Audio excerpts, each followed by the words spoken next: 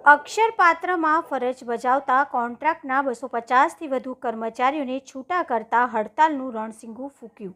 વડોદરા શહેર જિલ્લાની સરકારી પ્રાથમિક સ્કૂલોમાં ભોજન પૂરું પાડતી અક્ષયપાત્ર સંસ્થાના 100 કરતાં વધારે કર્મચારીઓ આજે અચાનક હડતાલ પર ઉતરી જતા શહેર જિલ્લાના હજારો બાળકોને ભૂખ્યા રહેવાનો વારો આવ્યો હતો। મળતી વિગતો પ્રમાણે મિડ ડે મીલ યોજનાના ભાગરૂપે સરકાર દ્વારા નગર પ્રાથમિક શિક્ષણ સમિતિ તેમજ જિલ્લા પંચાયત સંચાલિત સ્કૂલોમાં રોજ અક્ષયપાત્ર સંસ્થા ભોજન પૂરું પાડે છે। આ માટે વડોદરા ખાતે આવેલા તેમના રસોડામાં રોજ ભોજન તૈયાર થાય છે અને તેના વાહનોમાં આ ભોજનની સ્કૂલો સુધી પહોંચે છે।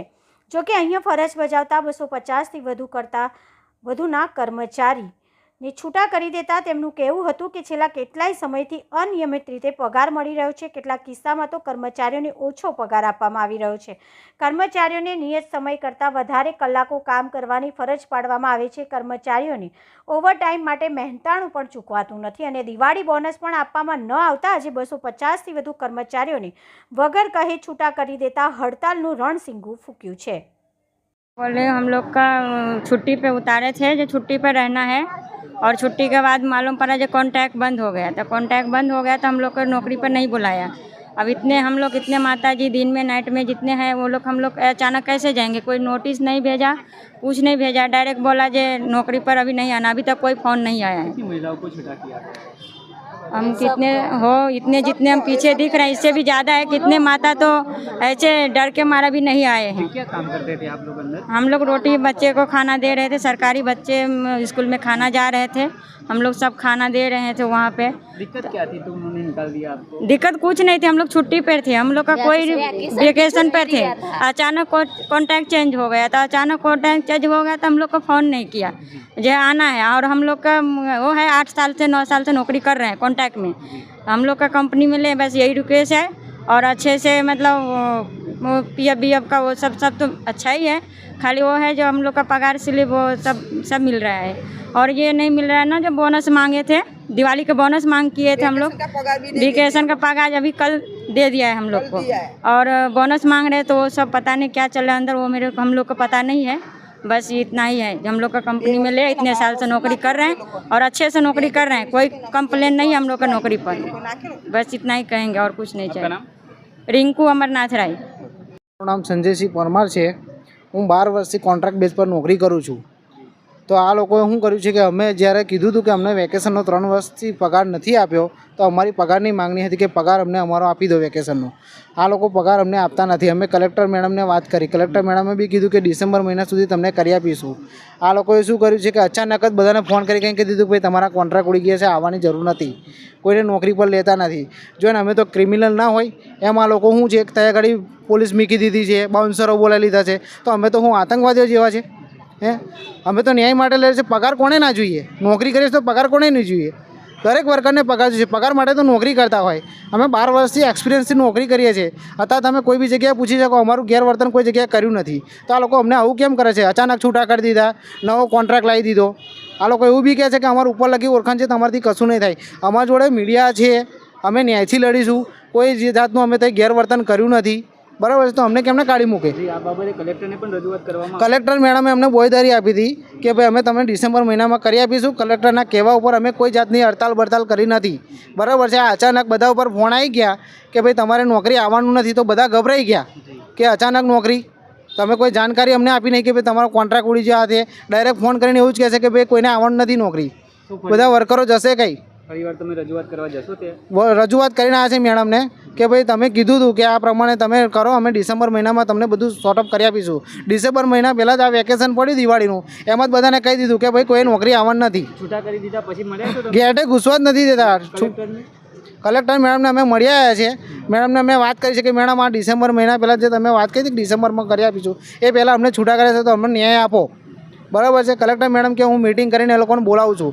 એ વાત શું થઈ છે હજુ અમને કોઈ ખબર નથી, બરાબર છે? આટલા વર્ષોથી અમે નોકરી કરીએ છીએ, કોઈ 12 વર્ષથી છે, કોઈ 9 વર્ષ 10 વર્ષ, એમને કાયમી કરવા જોઈએ, એ લોકોને કરતા નથી। એમના જે બહારથી છોકરાઓ લાવે છે, બરાબર છે, ઓળખાણવાળા, એ છોકરો પરમેનન્ટ છે।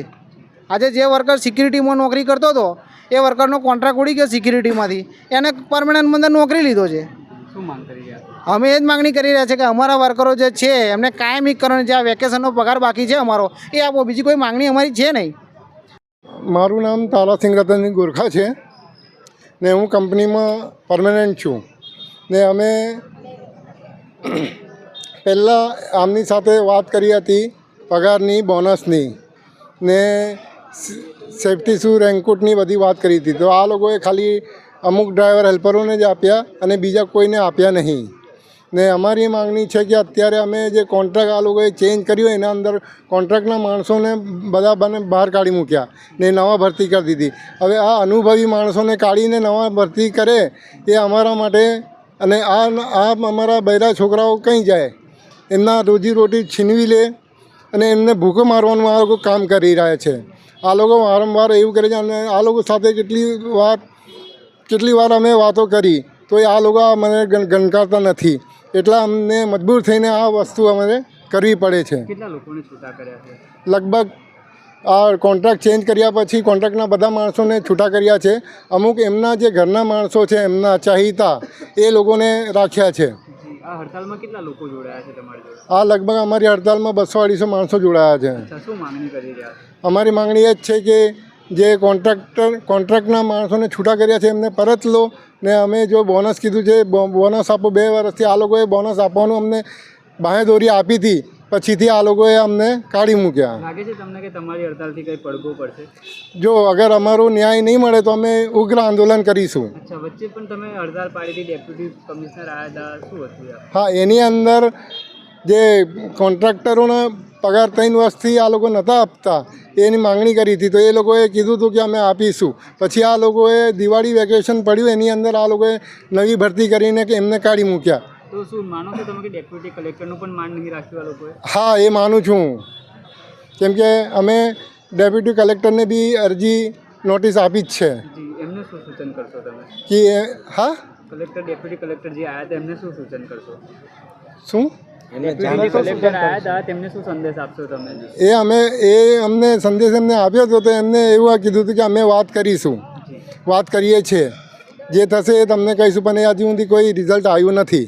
કેટલા સમય ચાલશે આ હડતાલ તમારી? આનું કોઈ નક્કી નહીં. જ્યાં સુધી અમને ન્યાય નહીં મળે ત્યાં સુધી અમે હડતાલ ચાલુ રાખીશું. તારાસિંહ રતનસિંહ ગોરખા નામ છે અને આજે કઈ જગ્યા પર તમે વિરોધ કરી રહ્યા છો? અમે ધરમપુરા હરિનગર બાગ પાસે હડતાલ રાખી છે. મારું નામ છે સુરેશ જોગલેકર, અક્ષયપાત્ર ફાઉન્ડેશન કંપની. કેમ આજે આટલા બધા સંખ્યામાં બહાર ઉતરવું પડ્યું તમારે? એમાં એકચ્યુઅલી એવું છે કે અમારા કોન્ટ્રાક્ટના કર્મચારીઓને 250 જણને કાઢી મૂક્યા છે કંપનીએ. પ્લસ અમને બોનસ નથી આપતા 2009થી. તે માટે અમે હડતાલ પાડી છે. તો કેટલા દિવસ આ હડતાલ ચાલશે તમારી?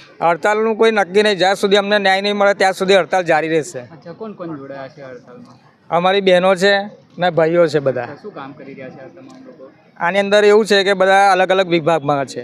ડ્રાઈવર હેલ્પર છે, નાઇટ પ્રોડક્શનના બહેનો છે અમારી સાથે.